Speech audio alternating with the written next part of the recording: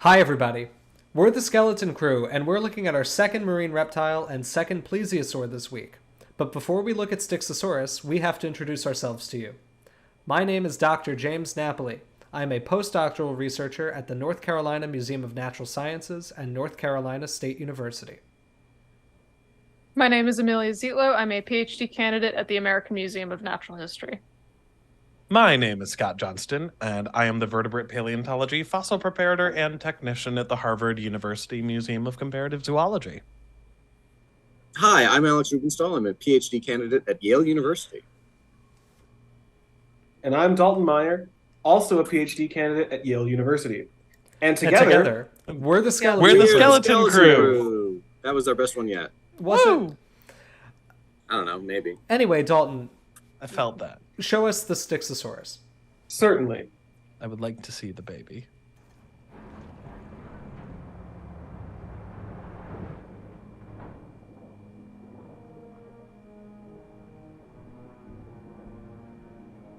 It's so long. Here come the guys. Oh, what up? Swimming. So, do you guys remember when this model was unveiled? Because this is a DLC animal, right? Yes. Yeah. Late Cretaceous Yeah, patch. this was, yeah. And do you remember when everybody was complaining about how it doesn't look good? Yes. They were all wrong. Yes, they were. This is a good design. So let's talk about the etymology. Whoa. Oh my Hang god, on. what is happening? I guess it's eating. Oh, It's worm my- time. That was wild. Worm time. There's an interesting behavior in which the entire animal would pivot vertically and then be moved backwards at remarkable speed. It's That- you I- doing a garden eel thing. That's what they were. They were just doing Oh my gardening. god. Buried They their were whole body in squamates sand. the whole time. How stupid am I? Everyday man's on the block. Smoke trees. So, About the little display structures it's got here. The No. fins. we didn't do No. the etymology yet, Scott, you bitch. Oh yeah. About the name. Fine. It's called Styxosaurus. What does that mean? It's named after the river Styx in Greek Why? mythology. It was one of the rivers that flowed through the underworld. Yeah. And it was named that because it was discovered in Hell Creek. Not the Hell Creek, but an unrelated place in Kansas called Hell Creek. That's Cool. very funny. It's a great. Well, that's where. Fun fact: the Tylosaurus on display at the AMNH is from Hell Creek, Kansas. Really? That's So it's just That's a good bizarre. place for cool fossils. Because you're talking. It's the Styxosaurus snowy or snow eye, right? Yes. Is the Hell Creek one? Yeah, it's a great fossil. It's really pretty. that's sorry. Well, all I was going to say is that the root Styx or Stygi has come up in a lot of dinosaur names and prehistoric Stygimoloch. reptile names. Stygimoloch. Mhm. Stygivenator is a defunct genus of... Like, everybody knows about Nanotyrannus, the invalid tyrannosaur genus. Real fans know about Stygivenator.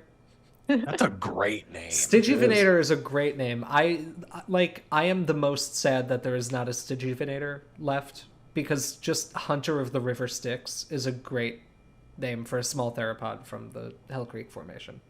Why are all these reptiles associated with hell?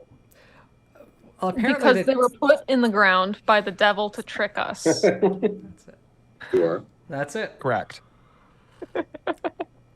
There's also many allusions to reptiles in famous works in Revelations, right? The serpent that is Satan, the seven-headed Leviathan. serpent, Leviathan, and then of course even in Dante, one of the in the eighth circle, there are pits full of serpents transforming into men, and men transforming into serpents, and back and forth. It's all very cool stuff. Yes. Well, and But- even like beyond like just Abrahamic religions, like the River Styx is not from Christianity. You know, No. like just so it's like the theme of underworldy things is Although I think it is in Dante's Inferno. okay. I don't know. I don't know my literature. I'm kind of uncultured that way. Yeah, I But I listen, think listen in- let's let the in- one here with an Ivy League undergraduate degree. Oh, chime shut in up. about- Oh, Ivy League Brown. Yeah. Right. No, Really, and now really I'm gonna like step up and defend my school a little bit. We do have a class where we like read a shit ton of that literature, and I just didn't happen to have a professor who was teaching Inferno, but it is in the rotation of things that they read to us. Inferno's So- good. We actually read that every class. Purgatorio's Michigan's geology. good. Michigan's called a public Ivy, and I didn't read it because I'm illiterate. I have 2 different versions of it in my house. Oh, that's pretty cool. What are you, from a wealthy part of Connecticut or something? It's a book. It doesn't cost that much money. But Purgatorio and Paradiso kind Tell of that to Canadians. You killed Scott. Anyway, there's a lot of Hell Creeks. There's a lot of Hell Creeks, and I think every name that uses Styx or Stygia as a root is an absolute banger. Oh yeah. Like, No, it's very cool. It can't be overdone. They're always good. Yeah. And they should Now, all be valid. Yes. Before we get too stunlocked on What's in the name? no, not what's in the name in some of the design choices for this, we should just clarify. Let's talk about what is this animal? Who's this man's? Whose man's is this? It's a plesiosaur. It's a plesiosaur. Yeah. Now, is this a plesiosaurid? It's an elasmosaurid. So yes, it's nested nice and deep up in. So if you recall from our Attenboroughsaurus video, viewers and kiddos and friends, there's a big group called Sauropterygia, and there's lots of weird things in it. Most of them are dead by the end of the Triassic, and then there are the plesiosaur. Most of them are dead now. All of them are dead now, Scott. I'm sorry. Oh. There's Plesiosauria, which is this big group that starts off kind of emerging. The outgroups are these things called pistosaurs, and they are like kind of round, flat body, flippers, short tail, long neck, small head. And all the early members of the plesiosaurs kind of look like this. We talked in Attenboroughsaurus how some groups would go on to get short necks and huge heads, and then re-evolve long necks, and it's all a mess. But the elasmosaurids are plesiosaurids proper. They are part of the long-necked, small-headed classic group of plesiosaurs. Isn't taxonomy fun? These are long-necked plesiosaurs. Yes. Yes. And they are As God intended. long-necked plesiosaurs. Elasmosaurs have the longest necks of all plesiosaurs. I think the title for longest is Albertonectes, if I'm not mistaken, Yeah, but I believe so. That's a good name because it has Got neck in it. Ah. Do Scott, they? Oh. Do they have the longest neck of any vertebrate? no. Who beats them? Like in terms of in sheer absolute length? or No, in terms of Or relative number of length. vertebrae. Well, I don't know if that's a good Number, measure. because essentially one of the things that's, oh, this is a good dovetail into something I was going to talk about. Essentially there's 2 ways to make a long-necked animal. You can either have bigger vertebrae or more vertebrae. And if you look at something like a giraffe, they have a very long neck, but they only have 7 vertebrae in their neck. The same number that you or I have. And most mammals have. All mammals except sloths.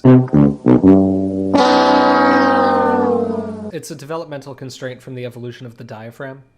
Because you guys probably don't know this, and by you guys I mean the viewers. I assume several people in the channel know this. So the diaphragm develops as a neck muscle that's associated with the cervical vertebrae 3, 4, and 5. So it drags down the cervical nerves, and it descends during development from the neck all the way down into the chest cavity. It's a very weird developmental pathway. So you like cervical injuries up there, up really high, can make you unable to breathe because they'll paralyze the diaphragm. But this is why if you have a low cervical injury, even if you're a quadriplegic, you'll retain the ability to breathe, and that's why those are survivable. Because all of the other major organs are innervated by cranial nerves. Usually So when you branches break of your the neck, brain. you don't want to break it at the base of the skull. Right. I mean, if you do it up there, you're gonna die. Right. But the cranial nerves do most of your organs. Breathing is the only thing that you're at risk of damaging if you break in the upper cervical region. But the lower cervical region, it's very survivable. It's bad quality of life, obviously. You're going to lose use of your appendages, but you'd be able to breathe. What seems to have happened that's very interesting during mammal evolution is that this weird developmental pathway that creates the diaphragm has made it impossible for mammals to experiment with number of cervical vertebrae. Interesting. It is no longer very variable. So the sloths have 8. All other mammal groups have been locked in at 7. And it's been demonstrated in some studies that if you vary the number of cervical vertebrae, the diaphragm fails to develop, which makes the embryo not viable. Wait a sec. Wait a tick. Wait a moment. Yeah, This could tie back into something we discussed in the previous episode. we could. Could the number of cervical vertebrae in cynodonts and near mammally things, could the vertebral count be used as a way to infer the presence of a diaphragm? Almost certainly. Has anyone done this? I don't think so. mammals. Huh. Interesting. I don't know. There you go. That's a low-hanging fruit for you. I'm just That's never mind. counting. We're not can- talking about that today. I can count. That's an easy paper. All right, sweet. Yeah, Right. you want to do it? Sure, Scott, get counting. Will do. He's dyslexic. You want him counting? He's not dyscalculic. Dyslexic. I'm also that one. No, he's not dyscalculic. Never mind. Ooh, I jumped right. too early to your defense. That's pretty embarrassing for you.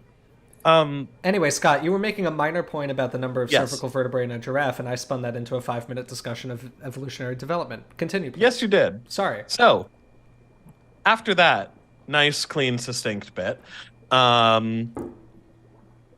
the other way that you can make a long neck is by just sheer number of vertebrae. I looked it up. Someone already wrote this paper. Oh, damn. God damn it. Well, the low-hanging fruit's been picked. In 2012, though, that's a. That's You not keep so going, long. Scott. I'm kind of going to read about this. Okay, so the other way that you can make a long neck is by number of vertebrae, or a combination of the two, like how sauropods do it, where they have very big and more vertebrae. The plesiosaurs mostly just went the more route, and Styxosaurus in particular has an absolute ton of them. I believe that it had 62 cervical vertebrae, which is bonkers. Oh my A lot of god. So I think Amelia, I think you're correct that elasmosaurs, I don't know which species, but I think in this group they have the longest necks in terms of number of cervical vertebrae. Yeah, and I guess so. Sorry for not like clarifying, but like I did mean like number of cervical vertebrae, because I think it was when I was at the Terrell Museum and we were looking.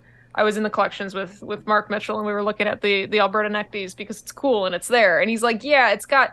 And now I'm gonna get it wrong. I believe it has between 80 and 90 cervicals, and I'm like, that is disgusting and offensive, and I hate to think about that. I want to double check that number. 90 sounds right to me. It's That's right. nuts. Let's use Google for a quick second here. Nectes is what I want. But yeah, no, he told me that, and I was like, that's absurd. I kind of stood there in stunned silence. And he's like, it's really cool. I'm like, no, it's viscerally upsetting. Like, I understand that it is cool, and as a biologist, I appreciate that. But my God, keep it away from me. So in terms of absolute neck length, are we talking about mamenchisaurs being longer, like very large sauropods? Well, I Okay, want I have the number to interject really quickly. It is 76, Still Still a lot. which is disgusting. Still, yeah, it is the longest of any elasmosaur. I just want to know what in proportion to overall body size. I wonder if Ashdarchids would actually win at that. I think Technically. Tanistrophiids would win. Anistrophids or Astarchids, yeah. Yeah. I think Tanistrophiids in terms of relative body. Relatives, yeah.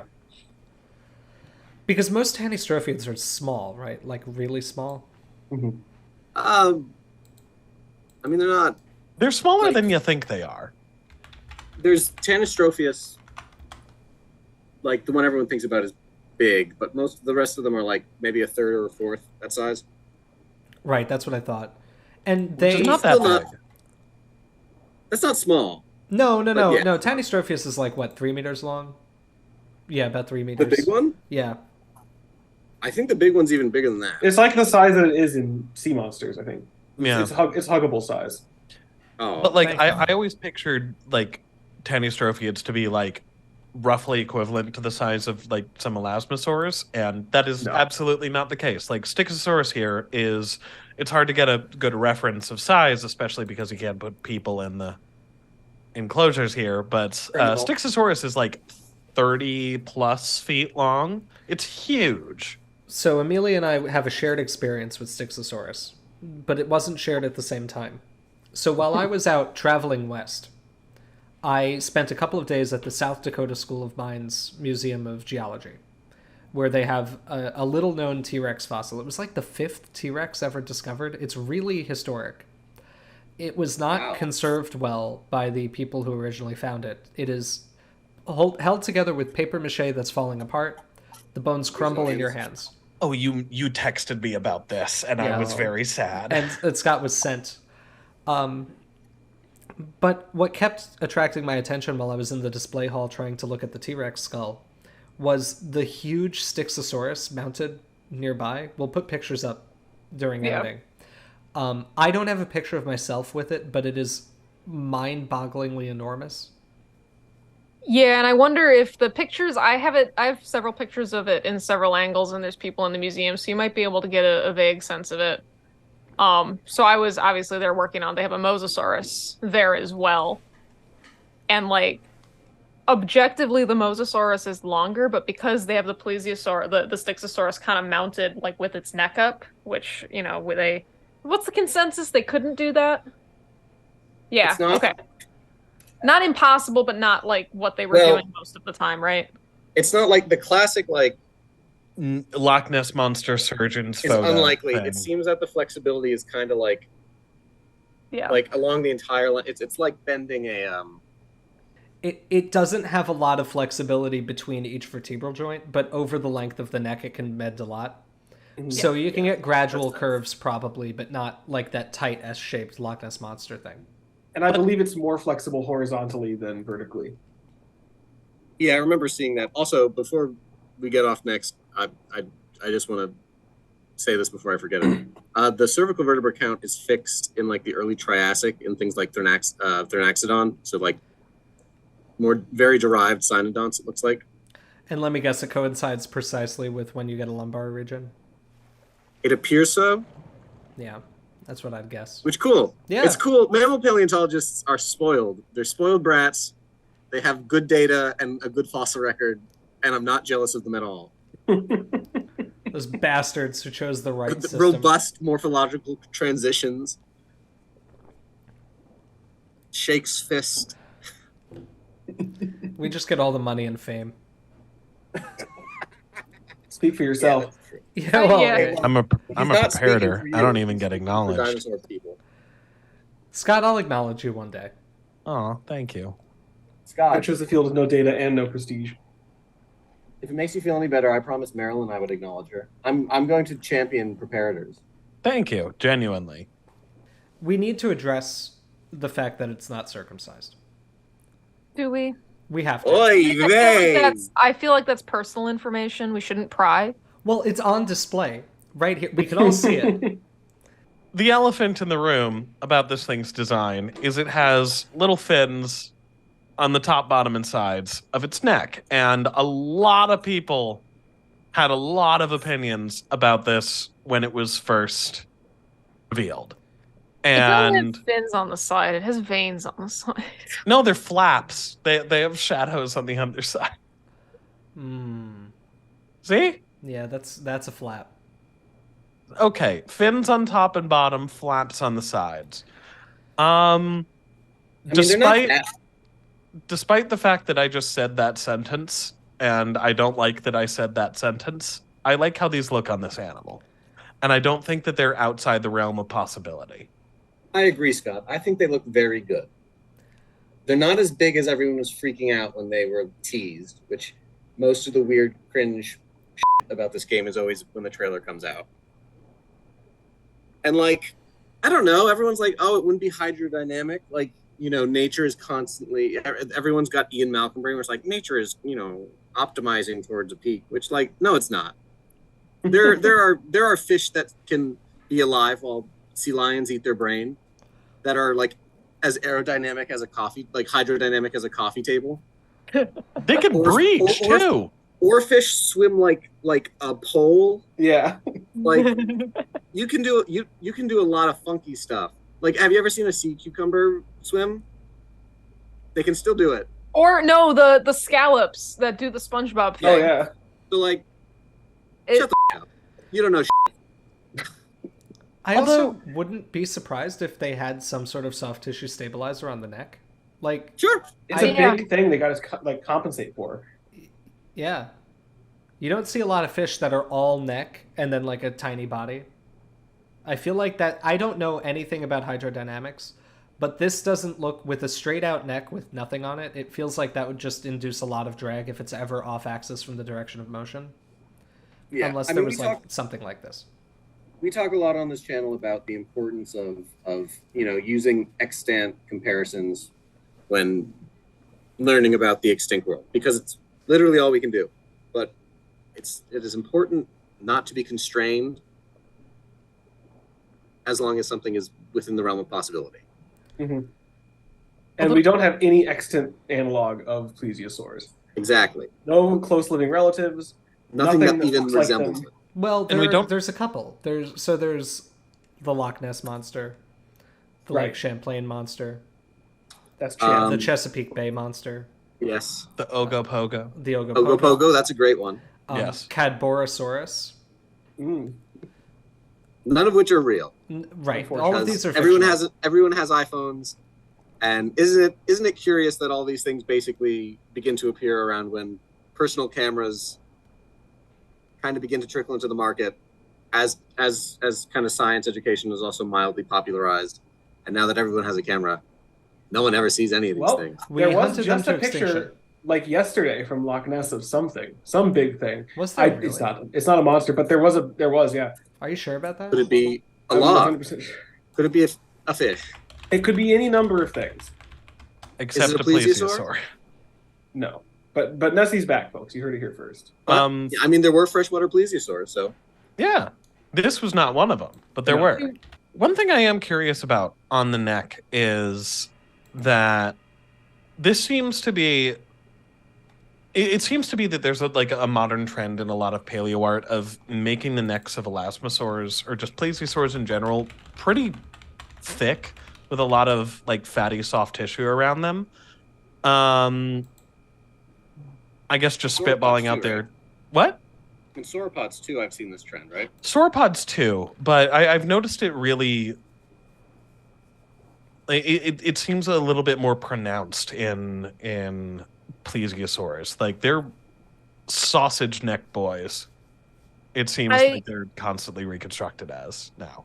So I'm looking right now. I think the best soft tissue plesiosaur that we have is a polycotylid of some kind. So one of the short-necked, long-necked plesiosaurs. Right. And it's got the base of the neck is preserved soft tissue wise, and it has a decent. It's not decently chunky. In fact, there's a diagram when I Google search plesiosaur soft tissue. The second image is soft tissues in plesiosaurs, as demonstrated by Dolly Greencop's neck relatively lean, not a major area for fat. Duh. Like, I don't want to be hostile, but I'll try to make this usable. In case we come back to this topic. Like, I mean, that would make sense. Like, if you think about our own necks, like, that's not where, if you put on weight, you're not putting weight on your neck first. Like, it goes elsewhere. And in like, even, I don't know, just in animals in general, like, that is just not an area where fat is stored. And in an animal like this, that, like, as we were talking about earlier, like, the neck is flexible, it's not stiff, and they needed to move it around to catch fish and other things that they were eating. So it doesn't make sense for their neck to have been hindered by any kind of, like, chubbiness or, like, excessive, Speaking tissue of chubbiness, hello. I think From that specimen, perhaps not shockingly, the base of the tail of that specimen seems to be kind of a fat store. It's very thick at the base of the tail, which is unsurprisingly where modern reptiles store a lot of fat, which is at the base of the tail, because reptiles don't store subcutaneous fat in the same way, in the same places that mammals do. That being said, I think there's probably some virtue to some beefing of the necks. It just, again, in order for hydrodynamics, like Not like Funky. snakes.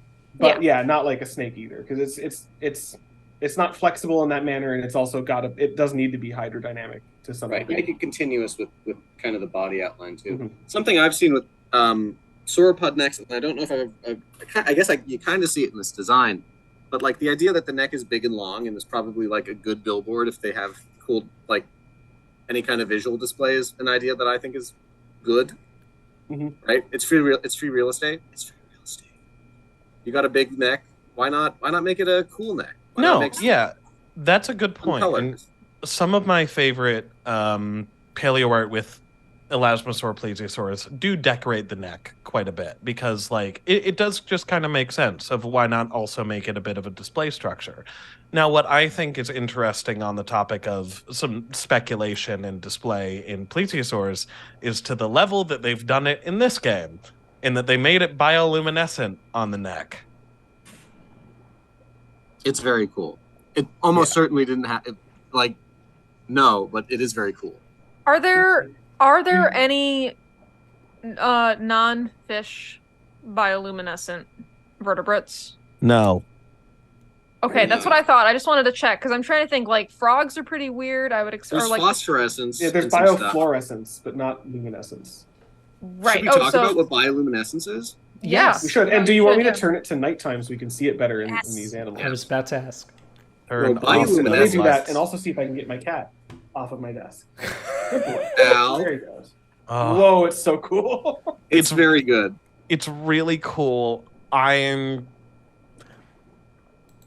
think it's super cool. I don't like it. It makes the animal feel artificial to me because, but also at the same time, I actually kind of like just in the like universe like meta sense. Before we even go on of like what is bioluminescence and stuff like that, I find it to be a really cool like world building thing. That it's like, what have we already done in genetic manipulation for animals that you can buy in the pet store today? We made them glow. You can buy glowing fish. You can buy glowing shrimp. You can buy glowing rats, Glowing rabbits, I think, too. glowing rabbits. Cats. It makes You me can't feel buy like them, I'm they've made them. in the fantastic world of James Cameron Avatar, The Way of Water. And that's why I like it. So do we want to talk about Bioluminescence what time? it is? What Well, is bioluminescence? I think Scott had a point to finish. No, that was it. Oh, that was I it. just no. It's just that like I appreciate the glow in the game in that this is something that a biotech company would do to a genetically engineered animal is Very make it easily. glow. Right. But I don't like it in my park specifically because it didn't do that. What's the name? I'm sorry. I'm trying to think. What's the name of the protein that glows? It's the same one in all of them. It's Green fluorescent protein. Isn't it- GFP. Right. Yeah. Yeah. Okay. I was thinking of the acronym. Yeah, GFP. But It's from jellyfish, I think. yes. But anyway, yeah. Let's talk about, I guess, because we mentioned a little bit already. Or I asked if there are any other vertebrates besides fish that biofluoresce, and we mentioned that there's actually a difference between, whatever. What is the verb? Bioluminesce. So I asked earlier if there are any other vertebrates that aren't fish that bioluminesce, and so Alex is really excited about this topic. So I'll let him explain the difference between bioluminescence and biofluorescence because they are two different things. I'll be honest, I don't really know what the mechanics of biofluorescence are, like I do what bioluminescence is, but I do. all right, Scott, we'll start A you bit. with biofluorescence. So essentially, luminescence versus fluorescence is really simple distinction. It is luminescence is this thing is producing its own light. Fluorescence is it's reflecting a light from another source and it's reacting in some way. Okay, all right, I knew. Um, Never mind. Oh, okay. I was going to talk about like the oxidation of luciferase and the Yeah, that's and you should. You should, luciferin, sorry. but we need that at a beginning. that Just to, distinction. Gotcha. Because like if you think like I don't know, I'm sure a lot of like things glow under a black light, but that's not the same as this, which is producing its own light. there Or are apartments. there are a shitload of vertebrates that biofluoresce. there are, in fact, there's actually, we know of a lot of dinosaurs that do so. There's a lot of birds that have biofluorescent patterns on them. Puffins on their beaks, some owls under their wings, platypus biofluoresce, like a blue-green. And at least for the birds, this is a visible signal. Like, they can see that. Sorry, is this a different thing than just they have UV patterning, or is it the same thing? That's the same thing, fluorescence. Okay, so it is fluorescence that is the UV. Okay, that makes sense. Okay, just wait a minute. Is all UV patterning fluorescence by definition? Yeah, that's what I'm kind of getting at. Is I don't know if that's the same thing, because like I know birds can see UV. That's not the same as fluorescing. I don't think. Yeah. I mean, that is just they can see a color that we can't. All non-mammalian vertebrates can see UV. That's primitive. They had a fourth. There's a fourth color photoreceptor that's primitive to fish, and mammals lose a lot of their color vision. I'm sure other groups have done it too. Right, but. So like reptiles, birds, amphibians broadly, they should all be able to see UV. Dinosaurs probably could as well. So there is a difference between just having UV patterns and biofluorescence. They're related in that biofluorescence is typically activated by UV light. But biofluorescence is where when certain patches of like the organism are stimulated by UV light, they will emit another wavelength of light that is lower than what they were irradiated with. Gotcha. So it isn't just. It isn't just. I mean, they are patterns, but it isn't just simply like something that we can't see. It's something that requires like activation by UV light. Yeah. And then it will subsequently glow. So kind of like the same thing that happens. Not exactly the same, but they think of the phenomenon of like having to charge up a glow in the dark thing, where you have to like. It won't just emit light, but it will react once it's been charged. That's kind of what's going on in biofluorescence at a very basic level. You can do some fun fluorescent stuff at home in that if you happen to have blacklight, UV, little flashlight or something like that, tonic water fluoresces under UV, like very strongly, actually. It's, I believe it's the quinine in it, but I'm not 100% sure. But it glows bright. And scorpions do too. If you live where scorpions are, and you don't know already, if you go outside at night with a black light, you can find them because scorpions glow, because they biofluoresce. So there's like kind of different categories of this. There are certain patterns on animals only visible in UV light that us as mammals can't see. There's biofluorescence, which is glowing that's induced typically by UV light. And then there's bioluminescence, which is actually generating light in the visible and also very likely in the non-visible spectrum as well, which is what Alex is going to talk about. Okay. And what the Styxosaurus is doing here. Right. So it's explicitly said that it's bioluminescent, right? I believe at least I don't think in the game, but in the like announcement, I think it was, yeah. Mm-hmm.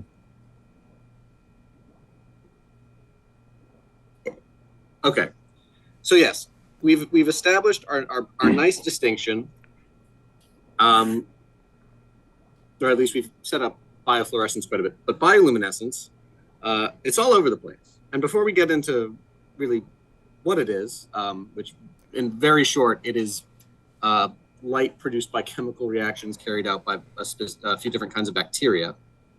And these bacteria can be free-living, or they can live symbiotically with different organisms. And this ranges from there are bioluminescent planktons, there are bioluminescent invertebrates of many shapes and sizes, and then fish. And I think I remember reading somewhere that, right, I think because lanternfish bioluminesce.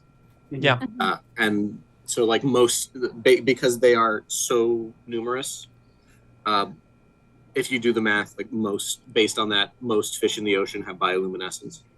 Yes. Which, and then proves that James Cameron continues to be correct in his beautiful creations of his beautiful worlds.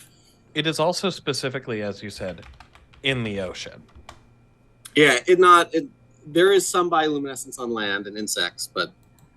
No, but I mean, like, it is almost unheard of in freshwater. Oh yeah, I've never thought about that, but yeah. I've also never thought of. Well, if you do think about it, like it makes sense because like typically freshwater environments are not as deep as ocean But they're- environments. Like even the deepest lakes are okay. nowhere near as deep as the oceans.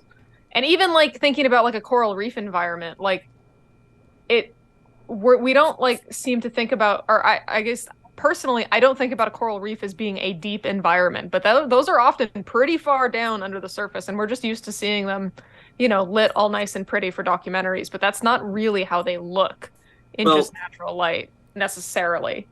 Yeah, well, because they're your continental shelf reefs, but they're also like deep sea reefs that don't have like zooanthellate corals, like corals that live with algae. Right. Anyway, yeah. So bioluminescence, the actual light is a product of an oxidation reaction. There are a few things it produces, but part of what's produced is often this blue-green visible light. And so the bacteria, this has evolved in tons of different stuff, and this reaction, which is a product of this enzyme luciferase, is actually dependent on the density of the bacteria present. And this is something bacteria do called quorum sensing, which is where they can like modify gene expression based on the detection of bacteria of the same kind around them, if the density is high enough. So if you don't have enough bacteria, you won't get the production of this light. It's believed to be like energy inefficient.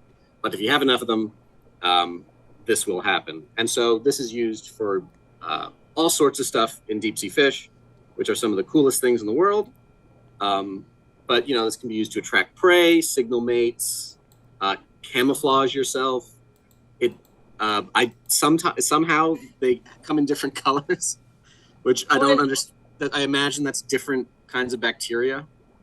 And sometimes it's like I'm thinking of all of I really love deep sea documentaries, and I forget, it's actually a shrimp. I think there's a kind of shrimp that uses it as a defense mechanism. Like if something is approaching it, it like shoots out a flash of light to disorient it because it is fish so. that does that too.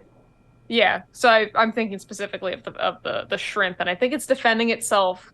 Oh God, is it like it's one of those giant is it a copepod? I don't know, those big orbs that are like ridiculous and they just kind of spin. And like David Attenborough is talking and the shrimp is spitting light and the orb is like spinning and it's like and David Attenborough's like, it is confused by the light, and I laughed so hard. I think you're thinking about a incredibly specific kind of deep marine crustacean that lives inside the hollowed out body of a comb jellyfish. It might be. I don't know. I don't think it's that. It's the thing. It's that cursed little orb. It's not living in a comb jellyfish. It's a little. It looks like a pea. I'm trying to remember what it's called, but it's so funny. It's an orb and it has big eyes and it's spinning around and it's panicking and the shrimp. I know what you're talking about. Yeah, I know what you're talking about. Yeah, okay. No, that's something else. Oh my God! I laugh every time because it's anyway. Bioluminescence is a product of bacteria that live symbiotically with different organisms, and it's easier to see than you might think. If you live in these United States of America, you can see it in the summers in some regions, in insects, in a specific kind of beetle that's lightning bugs, as they're commonly called. But you can also see it in late summer, in August and September. There are bioluminescent dinoflagellate bacteria that live in parts of the coasts. If you live on Long Island Sound and you go out at high tide for about 2 weeks and you stir around the water, it'll glow blue a little bit. It's pretty cool. Yeah, that's what I got to say about bioluminescence. So wait, we haven't touched on something. How do we know so surely that Styxosaurus would probably not be bioluminescent? There are no amniotes. There are no tetrapods that bioluminesce. Even marine ones, which obviously but then we're limited, but I'm thinking too, just we don't have marine amniotes alive today that are really living, I guess sperm whales, but they're communicating in a different way. I'm just thinking there are not marine amniotes that are living in the deep ocean that would need to communicate this way or display this way. But could you have any amniote, any marine amniote is going to have to do most of its living close enough to breathe. It can go down a whale and hunt. Mm-hmm. And I think even sea turtles can get pretty far down. but they And don't. like and penguins and you know that like elephant they get, seals like, as well. elephant. Yeah, I think like, it's just something. I think maybe the issue is just that like for example, we have these like patches of bioluminescence here on this, which could maybe make sense for something that's like bioengineered with GFP, but like if this is supposed to be bacteria that are bioluminescing, are they stored in like an organ? Are they stored in the skin? Right. Like, Yeah. fish that have them have like kind of special compartments, right? That kind of house the bacteria. It's like no amniote has a bacteria compartment. No amniote is spending so much time in the deep ocean where that would be beneficial to ever have it or evolve it. Right. The more correct answer. The other one is the bacteria is stored in the balls. Bacteria are stored in the balls. Well, James certainly has. I was wondering why they were glowing. Anyway, that said, it's not necessarily impossible that these things are biofluorescing, because that is something that's it's my balls. Jesus Christ. Looks like he's about to tell a scary story. It's like opening up the case in Pulp Fiction where you just open your pants a little bit. Light is stored in the balls. And darkness is stored in the other ball. Inside of you are two balls. Yin and yang. One is darkness, one is light. Inside of you, on average, there's 1.1 balls. I had another thought about bioluminescence, which that I think was blasted from my mind, but like Charles Xavier was like. What's your thought? Actually, I'm struggling to remember. Every once in a while you'll be like, I think I understand everything in the universe. You're hit with like total clarity, and then it goes away like that. No, it's gone. Sorry. Oh, this wasn't it, but also like there was a. I don't know how serious this ever was, but I think there was a time, before we. No, maybe I'm making this up. Someone Google this. Someone look this up, because I'm not going to. But are giant squid bioluminescent? I don't think so. That would be very cool. No, well, here's the thing: is I wouldn't be surprised if they were, because like Humboldt squid flash. So that's different. Different. No, I know. I'm not thinking of the color of the chromatophores. I feel like they do light up to some capacity, but I also don't know. Right. So maybe that could, if they do that, it might be chromatophore. Yeah, no, I'm not thinking of like they change colors. Like, yes, no, I mean like I thought that they do produce a light, but I could be totally wrong. And I could Is someone looking this up? Yeah. I'm looking this up. I don't see any about giant squids, but well, giant squids I don't think we understand well enough, but if Humboldt squids, which we do have a pretty good handle on, bioluminescent. So they do. Humboldts do? Yeah, they buy. Hey, I was right. There was another video I saw the other day from one of those absolutely incredible accounts that pop up on Twitter every once in a while, that the entire thing's in Japanese, showing you an animal that you've never seen before in your entire life. That's the coolest thing you've ever seen. Of this squid with these two like light up like headlights on it. Awesome. It's the weirdest thing. I have no idea what it is, but they were right at the end of its mantle, and it was like these two balls that just like lit up. Light is stored in the balls. Like James. They just lit up there, and it was just the weirdest thing I've ever seen. I've never seen anything like that before. So yeah, like it looks like this. It looks like the squids have, in addition to like squids have their color control with their chromatophores, where they use to like control the distribution of pigment in order to change color and do wild squid things. They also, at least some of them, look like they have photopores or photophores that contain bioluminescent stuff. And I imagine they probably have the same degree of control, so they can turn it on and off. And so for an animal like Humboldt squid are an animal that they spend most of their time in the very, very deep water, but they come up at night to feed on all the. So basically, what happens in the deep ocean every single night is like there's kind of an exchange of things in the deep ocean, kind of going up to like feed on algae and stuff. Yeah, to feed on algae and stuff, and like as those things move up, the things that eat those things move up, and so on and so forth, until you get to like the apex predators, which in this situation are the Humboldt squids, which are nasty. Like they're some of the most horrible animals alive today. I love them. They're so cool. They've got, are they the ones that have like little hooks in their suckers? So most that's squids have colossal. teeth. That's what? Colossal squid are the one that are known for the Colossal hooks squid. in the sides. There's other ones that do that too. Though. Don't Humboldts have them? Because like Humboldts might too. I'm looking that up. So all squids have. Yeah. So the suction cups of squids are toothed. They're toothed. they're all toothed. Okay. Yeah, they're not like suctiony like an octopus. Yeah. So, right. Okay.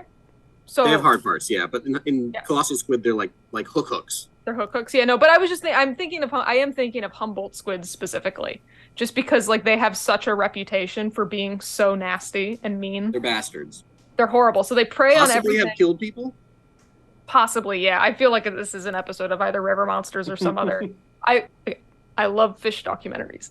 And yeah, so they follow all these other animals as they're coming up at night to feed, and they go crazy eating all of them, and then they get out of hand and they start eating each other because they're squids and they don't have morals, and so they're in Squids are the jocks in the Famously cephalopod immoral. world. They're stupid and fast. and strong. They're Yes. scary. Like I love them, but I don't want to be anywhere near them. But anyway, so they're going nuts, and like you see, there's this incredible footage of them like just going berserk and killing each other, and they're flashing colors, and that's because of these photophores, these like skin cells, I guess that they have, or these I don't know if they're cells or what, but these organs, I guess that they have that can control like production of light. And so, given that Humboldt squids are spending most of their time in the deep ocean, and they are squids, and I believe like they are, I might be completely wrong, aren't they near like related to giant squid and like that? I was gonna ask because like I wanted to ask if like a one of the synapomorphies of the giant squid Humboldt squid clade is evil. Because like Well, yeah, they, what was in 2006 when they got the first footage of that giant squid, like one of Yeah. the hypotheses about giant squid behavior prior to that had been that they were just like kind of vibing at the bottom, but the video reveals like, oh no, they're full of hate, they're aggressive and will rip their own arms off in pursuit of like food. But they're monsters. They're so- not closely related. No, they're not. No, Okay, it doesn't look that's like fine. it. But they are All squids. squids hate. Squids are hateful animals. That's what separates them from octopi. I'd say They're awful. octopi are And like cute. malicious but not hateful. I They disagree. can be- Octopus are friends. They're not I don't friends. trust them. They're not I do friends. not Enhances trust the taste of the They're calamari. they're not like inherently like they don't sin, but I don't like like squids sin and they're No. evil. Now, cuttlefish. Cuttlefish are perfect and I love them. It goes cuttlefish, nautilus, octopus, and then huge gap And then squid. squid. If this were a high school classroom, the cuttlefish are the cute and well-meaning people that everyone's You're secretly sitting at the front of the resentful class. That like everyone's like, why are they so great? Nautilus are the stoners. They just kind of they float on by, but they offend no one. They've been here. It's a super senior. They've been here way longer than everyone else. Right, there's a legend that he's 45 and he never graduated. Yeah. You see them out by the lagoon, and you know they're just hanging out smoking weed. Octopus are the nerds, a little standoffish. They'll squeeze themselves into any hole to escape. They're kind of weird. And then squid, and I'm not going to say they're the jocks, because the jocks can also be cuttlefish. You can have a hot, nice person that's good at sports. The squid are Stephen King bullies. Yeah. Beings of inexplicable evil. Murderous hate. Right. These are not people who are just going to, like, steal your lunch money. They're going to poison your dog and call you the N-word. And stab you with a switchblade. Right. That they carry around that they stole from their dad. Exactly. To wrap up my Yeah. broader squid point here, given that Humboldt squid are living in the deep ocean, and we know a bit more about them because they do come up to the surface at night, and so fishermen encounter them relatively often, and we know that they're capable of bioluminescing. It's certainly possible that the giant squid, which spends its entire life in the very deep ocean, we basically never see them. Which, speaking of like that footage in 2006, I remember that was a great day. That was like Me too. Yeah. so cool. But it's I would not at all be surprised if I would expect giant squid to be bioluminescing, because how else are they going to communicate? Like at the end of the day, like squids and octopi and like that group, like I guess Nautilus, aside, they're relatively social animals. I would be very, very surprised if they were not communicating with each other with light somehow. And also, like, it wouldn't necessarily be, a hindrance to them given that they're being hunted with sound. Like, I don't think sperm whales are looking for them. They're, echolocating and stuff. So it's, like, I don't... I mean, unless can you I'm imagine you're a completely giant wrong. sperm whale and you're in the non-photic zone of the ocean and you're just like, what's that? You just see like two orbs of light and you're like, they're talking to each other. It's like the apocryphal story in World War One about the soldiers like lighting up a cigarette and then immediately getting domed by a sniper because there's like 1 point of light in the night from the match. Yeah. I have to add something to my high school. There are also the vampire squids, which I don't think are technically coleoids. No, They're they're outside kind of of it, yeah. they're They're the that, goth kids. Yeah, of course. They're cool. They're also weird but neat. I like them. This isn't scientific. It's a little scientific. You're going to learn something by me saying this. I have a thought in my head. Oh no. I have something I believe. Oh, And there's no evidence for this, but I choose to believe it. And what I choose to believe is that at least one human being in the history of life on Earth has been killed and consumed by a giant squid. And I just want to entertain this thought experiment because being eaten by a giant squid would be the worst thing. And allow me to explain why. You'd want to drown first because a neat thing about squids, and I think generally other cephalopod groups, they can't swallow anything bigger than their beak. It's the only thing that don't stretch. So this thing is taking like a giant squid beaks. I think the biggest ones get like that. So they're taking, I don't know, at the biggest volleyball size chunks out of you, more likely softball size chunks out of you, while they're ripping you apart with teeth tentacles, holding you in place to devour you. I can't prove this has happened to anyone, but if this is a just world full of monsters, it had to happen at least once. And even if it wasn't a giant squid, I'm sure someone's been killed by a Humboldt squid or by a pack. Like, again, because these things are coming up in mass. Like, I'm sure someone at some point has been ripped apart by a pack of Humboldt squid, which is just awful. Anyway. What a video about Styxosaurus. But no one's been killed by a Styxosaurus because they are extinct. Right. Well, we can drop the fossils on someone. We can try. Let's rip Very Styxosaurus. pretty. There are some hanging plesiosaurs at the Denver Museum that are like mounted as if they're chasing fish, and I believe they were at one point and may still be labeled as Styxosaurus. Although I believe I've also heard that they may actually be like Thalassamodon, or perhaps some other elasmosaur. So who knows? Do we want to say anything about the little tail fluke before we finish? Well, I mean, I think we kind of covered it in Attenborosaurus, but this is a decent it's a decent idea supported by soft tissue evidence in the fossil record that they had some kind of little fin at the end of the tail. Which I think supports the idea that the large, like, projecting parts of their body may have had soft tissue fins for stability. Like, if the little tail needs something for, like, I mean, that might be used. It's not going to be used for propulsion, right? That's probably for maneuverability and hydrodynamic stability. I don't, again, like, if somebody in the comments does hydrodynamics for their career, you can tell me I'm full of crap. But I don't think it's unreasonable to think that the neck might have had similar stabilizers. Also, you can't do that. If you do that, you have to show your math. Right. In the comment section. Remember when YouTube used to have video responses? Oh, show you yeah. Right. I found out recently when I got in an argument that YouTube doesn't like you to post links in comments. Mm-hmm. Who'd you get in an argument with? I got in an argument with creationists. In our comment section? No. Oh. No. Something in my recommended. Gotcha. So I took the bait. Let's take us to the species viewer. I like it. It's very pretty. I like how it moves. And like with and without the bioluminescent spots, it's just great. It's very pretty to look at. So I'm not a huge fan of like the neck wings aesthetically. But as we, talked about, it makes sense that they would maybe possibly have some kind of way to stabilize it. So I don't know. It doesn't upset me. I like his dorky little face. And there was one pattern in particular that has kind of like the modeling or whatever on the back versus like it might be this one. It is this one. I love this one.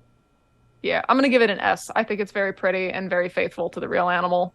and does a good job of just like, I don't know, capturing its vibes. Um, S tier for me. I like the animal a lot. The only quibble I would have is the bioluminescence is kind of far fetched, but it's fine. I think they did a good job of making the core of a very accurate elasmosaur with a little bit of artistic flair that I don't think is impossible. It's just it's unlikely. The bioluminescence is pretty unlikely, but that's not going to knock it out of S tier for me. So I'm going to say S. So I'm not putting it in S. This is probably a low A for me.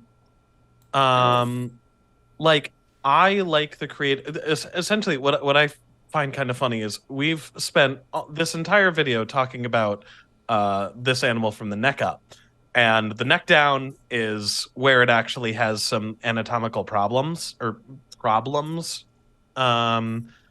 being Styxosaurus, that namely its trunk is its body is a bit too short, it's a little too narrow, it's a little too gracile, and its tail is way too long. And I'm not the biggest fan of the proportions. Besides, like, if this was the neck on a very accurate body, I would rate this a bit higher. But like, I'm just not the biggest fan of its body and tail proportions. So I'll give this I'll also say that, like, I actually, again, speaking from the neck up on this thing, that they have they did a very good job with the head, which we should do, which they should have done, because Styxosaurus was actually the first elasmosaur known from complete cranial material.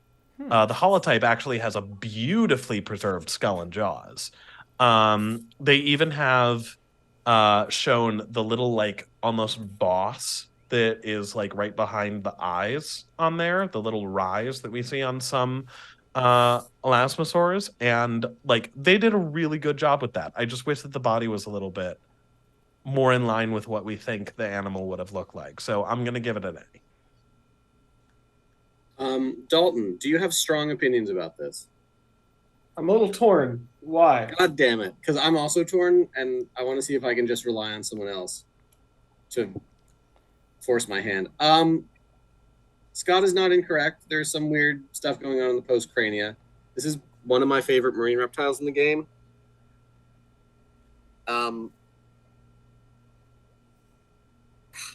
Bioluminescence is cool. You know, it's almost certain it didn't have it, but like the bioluminescence is it's a topping on a hamburger that you really like, that you comes on the side. You don't have to put it on. Mm-hmm. Although you should, because it's neat. And I like the foils, but I guess I'm going to say it's an A. A high A, but an A.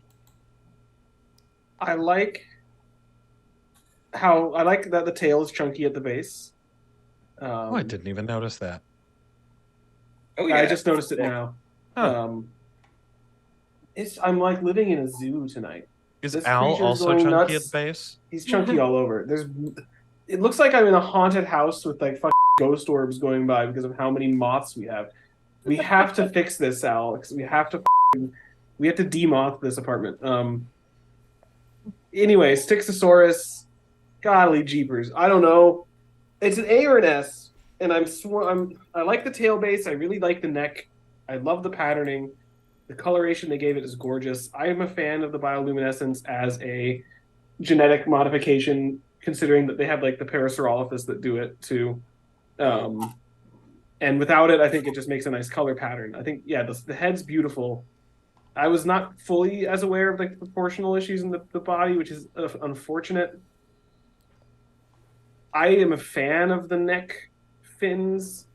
I think they add a uniqueness to the design that separates it from the other plesiosaurs and from like Elasmosaurus, which I'm trying to think right now mostly how I compare this to Attenborosaurus, which we have an S, and then Elasmosaurus, which we haven't done yet, but which, spoiler alert, I really like as well.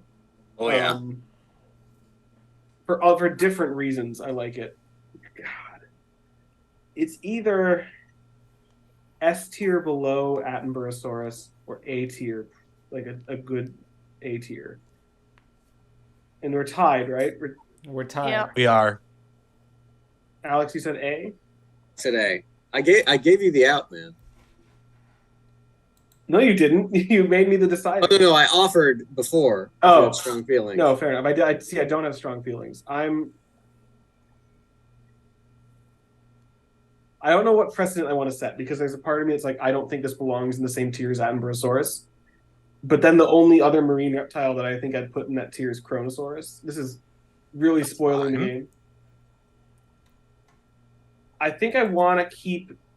I think putting this in S gives us more flexibility with the other. Gives me personally more flexibility with the other marine reptiles. I'm gonna say S. Okay. But below Attenborosaurus. All right, guys. In that case, we can officially say that Styxosaurus is Oh, it's S for Styxosaurus. Duh, easy choice. S for Styxosaurus. It is officially an S tier design, and I'm happy with that. All right, guys. All right. Spin that wheel. In the wheel. All right, it's time to spin Ben. That Wheel. wheel. Yay! If it's another marine reptile, I might. Oh. Oh, sauropod. Okay. Sauropod time. Okay. That's different. Long neck hours. Long neck, real long neck hours. It's a sauropod that I always think about being small, and then am reminded that it's very big. Okay. Well, guys, thank you again for watching. We will see you next week when we talk about our second sauropod dinosaur. Yes. Um, The chambered lizard, right? That's what came the chambered lizard. The vaulted chamber lizard. We're preempting it. We're not going to forget. All right, we will talk about the etymology of the name Camarasaurus in our next episode, which will be about Camarasaurus. And presumably some other things. We hope. So, We're before not you recording go, it in 2 minutes. we're certainly not doing that. Before you go, remember to like and subscribe and comment on this video and hit the little bell so that at 11 o'clock a.m. on Saturday, Eastern Time, you'll be notified because we release a video about Camarasaurus. Don't you want that to happen? You do. I want that to happen. You're We all all I little want that baby for birds. you. We're going to put the worms in your mouth, baby birds. Same time. Same time, same place. Thank you guys for watching. And also, if you want a Styxosaurus skull drawing, Amelia will presumably have made one by that point, and it will be on our Redbubble page, and you can buy one as a sticker or an apron or a miniskirt.